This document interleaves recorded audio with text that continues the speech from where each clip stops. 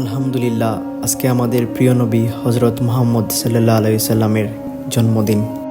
হে রব্বুল আলামিন, আজকের এই দিনের উসিলায় তুমি আমাদের সকলের গুনাহকে মাফ করে দিও। हरा गुंबद जो देखोगे जमाना भूल जाओगे। हरा गुंबद जो देखोगे।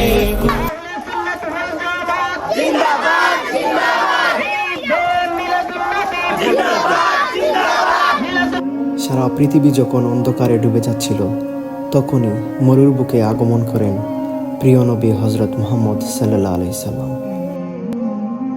সারা জাহান আবার নূরের ঝলকে আলোকিত হয়ে যায়। জন্ম আমার নবীর যুগে।